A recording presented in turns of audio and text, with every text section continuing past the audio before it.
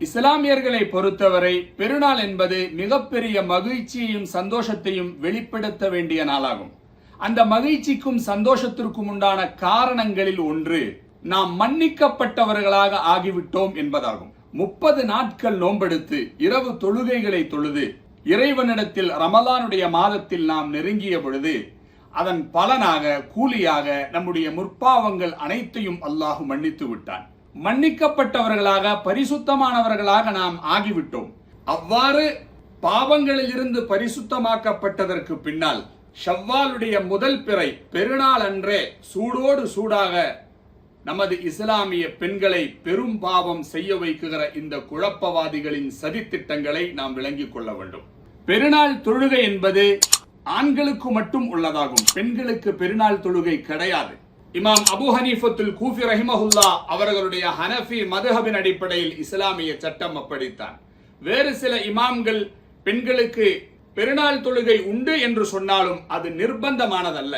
கட்டாயம் இல்லாத ஒரு காரியத்திற்காக கட்டாயமான ஒரு காரியத்தை கைவிடுகிற மிக மோசமான ஒரு பிதஅத்தை பெருநாள் அன்று நமது இஸ்லாமிய பெண்களை வைத்துக் கொண்டு இந்த குழப்பவாதிகள் செய்து கொண்டிருக்கிறார்கள். அது என்ன?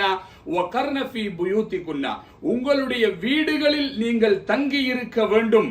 தொழுகைக்காக பெண்கள் அவர்களுடைய வீடுகளில் இருந்து வெளியேறுவது என்பது இஸ்லாமிய ஷரீஅத்தில் கிடையாது. அவர்கள் வீடுகளில் தான் அவர்கள் தங்கி இருக்க வேண்டும்.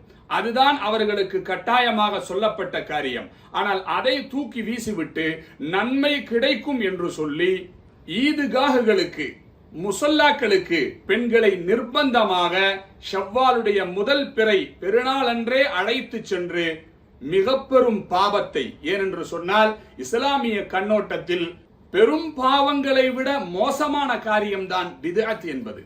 அந்த பித்அத்தை செய்ய வைக்கிறார்கள்.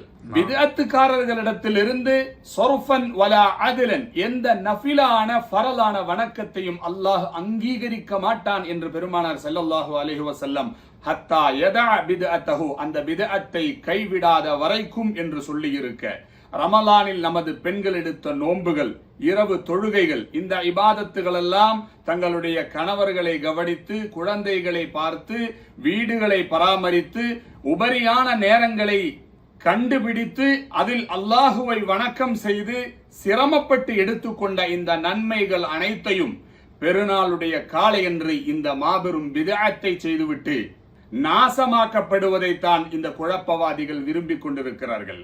இதற்கு ஆதாரமாக இவர்கள் உம்மு அத்தியா ரலியல்லாஹு தஆலா அன்ஹா அவர்களுடைய ஒரு ஹதீஸை கொண்டு வருவார்கள். பெருநாளுடைய நாளன்று கன்னி பெண்களையும் மாதவிடாய் உள்ள பெண்களும் கூட பெருமானார் ஸல்லல்லாஹு அலைஹி வஸல்லம் அவர்கள் முஸல்லாவுக்கு அழைத்தார்கள் என்ற உம்மு அத்தியா ரலியல்லாஹு தஆலா அன்ஹா அவர்களுடைய ஹதீஸ் புகாரி ஷரீஃபில் இடம் பெற்றிருக்கிறது. ஆனால் அந்த ஹதீஸை வைத்துக் கொண்டு சட்டம் இயற்ற முடியும் என்று சஹாபாக்களில் ஏதாவது ஒரு சஹாபியோ அல்லது இஸ்லாமிய சட்டதிட்டங்களை இயற்றிய இமாம்களில் ஏதேனும் ஒரு இமாமோ சொன்னது கிடையாது. அது ஒரு வரலாற்று நிகழ்வு. பெருமானார் ஸல்லல்லாஹு அலைஹி வஸல்லம் அவர்களோடு நாங்கள் எப்படியெல்லாம் இருந்தோம், நாயகம் எதையெல்லாம் செய்தார்கள், எதையெல்லாம் சொல்வார்கள், அது அனைத்தையும் சஹாபாக்கள் அறிவிப்பார்கள். அப்படி உம்மு அத்தியா ரலியல்லாஹு தஆலா அன்ஹா அவர்கள் அறிவித்த ஒரு வரலாற்று நிகழ்வுதான் இது. ஆனால் இதிலிருந்து பெண்கள் கட்டாயம் முசல்லாக்களுக்கு சென்று ஈது தொழுகை தொழுதாக வேண்டும், அதிலும் மாதவிடாய் உள்ளவர்கள் கூட செல்ல வேண்டும் என்கிற சட்டத்தை எந்த சஹாபியும் எடுத்தது கிடையாது, எந்த இமாம்களும் எடுத்தது கிடையாது. ஏனென்றால் உம்மு அத்தியா ரலியல்லாஹு தஆலா அன்ஹா அவர்களுடைய அந்த ஹதீஸ் அது வெறும் அறிவிப்பு மட்டும்தானே தவிர உம்மு அத்தியா ரலியல்லாஹு தஆலா அன்ஹா அவர்கள் கொடுத்த மார்க்க தீர்ப்பு அல்ல. மார்க்க தீர்ப்பை கொடுப்பவர்களும் அல்ல சையதத்துனா உம்மு அத்தியா ரலியல்லாஹு தஆலா அன்ஹா அவர்கள். சஹாபாக்களில் மார்க்க தீர்ப்பு சொல்லுவதற்கு தகுதி பெற்ற சஹாபாக்கள் இருந்தார்கள், அதில் பெண்களும் இருந்தார்கள். இந்த ஹதீஸை கேட்டதற்கு பின்னாலும் கூட சஹாபாக்களுடைய மார்க்க தீர்ப்பு என்ன? அதிலும் சையதத்துனா ஆயிஷா ரலியல்லாஹு தஆலா அன்ஹா அவர்களை பற்றி சஹாபாக்களுடைய கருத்து என்ன? எங்களுக்கு ஏதேனும் சந்தேகம் ஏற்பட்டால் நாங்கள் அன்னை ஆயிஷா ரலியல்லாஹு தஆலா அன்ஹா அவர்களிடத்தில் சென்று அதற்குண்டான விளக்கத்தை கேட்டுக்கொள்வோம் என்று சொல்வது தலை சிறந்த சஹாபாக்களில் ஒருவரான அபூ மூஸா அஷ்அரி ரலியல்லாஹு தஆலா அன்ஹு அவர்கள் ஆவார்கள். ஃபத்ஹுல் பாரியில் இமாம் இப்னு ஹஜர் ரஹிமஹுல்லாஹ் அவர்கள் கூட தெளிவாக சொல்வார்கள், இன்ன ருபஅ அஹ்காமி ஷர்இய்யத்தி மன்கூலத்துன் அன்ஹா ரலியல்லாஹு தஆலா அன்ஹா. ஷரீஅத்தினுடைய சட்டதிட்டங்களில் 4/1 இந்த சமுதாயத்திற்கு சொல்லிக் கொடுத்த மாமேதை அன்னை ஆயிஷா ரலியல்லாஹு தஆலா அன்ஹா அவர்கள்தான். அவர்கள் இவ்விஷயத்தில் மார்க்க தீர்ப்பை சொல்லியுள்ளார்கள். அந்த மார்க்க தீர்ப்பு என்ன? அது புகாரியில் இடம் பெற்றிருக்கிறது. லவ் அத்ரக ரசூலுல்லாஹி ஸல்லல்லாஹு அலைஹி வஸல்லம் மா அஹதஸன் நிசா. இக்காலகட்டத்து பெண்கள் செய்கிற இவ்விஷயத்தை பெருமானார் ஸல்லல்லாஹு அலைஹி வஸல்லம் அவர்கள் கண்டிருந்தால் லமனஅஹுன்னா, அவர்களை பள்ளிக்கு செல்வதிலிருந்து தடுத்திருப்பார்கள் என்ற அன்னை ஆயிஷா ரலியல்லாஹு தஆலா அன்ஹா அவர்களுடைய இந்த வார்த்தை இது மார்க்க தீர்ப்பாகும். உம்மு அத்தியா ரலியல்லாஹு தஆலா அன்ஹா அவர்களுடைய அந்த வார்த்தை அது மார்க்க தீர்ப்பல்ல, நாயகத்தினுடைய காலத்தில் இப்படி நடந்தது என்கிற ஒரு செயலை வெளிப்படுத்தி சொல்லுகிறார்கள். அது சம்பந்தமாக மார்க்க அறிஞர்கள் சஹாபாக்களுடைய கருத்தென்ன என்பதை பார்க்காமல் ஒரு ஹதீஸ் கிடைத்த உடனேயே அதன்படி அமல் செய்ய முற்படுவது என்பது மிகப்பெரிய வழிகேடாகும். பாருங்கள், மார்க்க தீர்ப்புகள் சொல்லுகிற இஸ்லாமிய சட்ட நூல்களில் மிக பிரபலமான நூலான ரத்துல் முக்தாரில் இப்னு ஆபிதீன் ஷாமி ரஹிமஹுல்லாஹ் அவர்கள் சொல்லுகிறார்கள், உம்மு அத்தியா ரலியல்லாஹு தஆலா அன்ஹா அவர்களுடைய ஹதீஸை கொண்டு வந்துவிட்டு அதனுடைய விளக்கத்தை சொல்லுகிறார்கள். எம்பகை அய்யுஹ்தஸ பிதாலிக ஸமான், அது அந்த காலகட்டத்தில் இஸ்லாத்தினுடைய துவக்க காலகட்டத்தின் செயலாகும். யுபாஹு லஹுன்ன அல் ஹுரூஜ் இலல் மசாஜிதி வல் அயாத், ஆரம்ப காலகட்டத்தில் பெண்கள் பள்ளிக்கும் அதே போன்று ஈதுகாஹுடைய முசல்லாக்களுக்கும் வருவதற்கு அனுமதி அளிக்கப்பட்டிருந்தார்கள். இமாம் அபூ ஹனீஃபத்துல் கூஃபி ரஹிமஹுல்லாஹ் அவர்களும் இதே ஹதீஸை வைத்துக் கொண்டு இதிலிருந்து சட்டத்தை இயற்ற முடியாது என்கிற விஷயத்தை தெளிவுபட சொல்லுகிறார்கள். பதாஇ சுனாயை நீங்கள் எடுத்து பார்த்தால் அதில் தெளிவாக அபூ ஹனீஃபத்துல் கூஃபி ரஹிமஹுல்லாஹ் அவர்களுடைய மார்க்க தீர்ப்பு எழுதப்பட்டிருக்கிறது. ஹாதா லிதக்ஸீரி சவாதில் முஸ்லிமீன், ஆரம்ப காலகட்டத்தில் இஸ்லாமியர்களுடைய எண்ணிக்கை பெரிதாக காட்டுவதற்காக வேண்டித்தான் வீடுகளில் அடங்கி இருக்கக்கூடிய பெண்களையும் கூட பெருமானார் ஸல்லல்லாஹு அலைஹி வஸல்லம் அவர்கள் வரச் சொன்னார்களே தவிர இதிலிருந்து ஈதுகாஹ்களுக்கு பெண்கள் சென்றாக வேண்டும், பெருநாள் தொழுகை தொழுதாக வேண்டும் என்ற சட்டத்தை இயற்ற முடியாது. புகாரியில் வந்த இந்த உம்மு அத்தியா ரலியல்லாஹு தஆலா அன்ஹா அவர்களுடைய இந்த ஹதீஸிற்கு புகாரிக்கு விளக்கம் சொன்ன உம்தத்துல் காரியிலாக இருந்தாலும் ஃபத்ஹுல் பாரியிலாக இருந்தாலும் இமாம்கள் சொன்ன பதில், யுஹ்தமலு அன் யகூன ஹாதல் அம்ரு ஃபி அவ்வலில் இஸ்லாம், இஸ்லாத்தினுடைய துவக்க காலகட்டத்தில் அன்று இஸ்லாமியர்கள் குறைவானவர்களாக இருந்தார்கள். எதிரிகளுக்கு முன்னால் பெரிதான கூட்டத்தை போன்று காட்டுவதற்காக வேண்டி செய்யப்பட்ட ஒரு காரியம்தான் தவிர அது மார்க்க தீர்ப்பல்ல, அதிலிருந்து மார்க்க தீர்ப்பை எடுக்க முடியாது என்பதை மிக தெளிவாக சொல்லிவிட்டு இமாம் பத்ருத்தீன் அல் ஐனி ரஹிமஹுல்லாஹ் அவர்கள் இன்னொரு விஷயத்தையும் சேர்த்து சொல்வார்கள். ஐன உம்மு அத்தியா மின் ஆயிஷா ரலியல்லாஹு தஆலா அன்ஹுமா, ஆயிஷா ரலியல்லாஹு தஆலா அன்ஹா அவர்களின் ஃபத்வா மார்க்க தீர்ப்பு பெண்கள் வீடுகளில் தான் உங்களுடைய தொழுகையை ஆக்கிக் கொள்ள வேண்டும் என்று இருக்க, அதற்கு முன்னால் ஃபத்வா கொடுப்பதற்கு உம்மு அத்தியா ரலியல்லாஹு தஆலா அன்ஹா அவர்கள் தயாராக மாட்டார்கள். எனவே உம்மு அத்தியா ரலியல்லாஹு தஆலா அன்ஹா அவர்களுடைய அந்த ஹதீஸ் அது மார்க்க தீர்ப்பல்ல, உம்மு அத்தியா கொடுத்த ஃபத்வாவும் அல்ல. இஸ்லாத்தினுடைய ஆரம்ப காலகட்டத்தில் இவ்வாறெல்லாம் நடந்திருக்கிறது என்கிற நிகழ்ச்சியை எடுத்து சொல்வது மட்டும்தான்.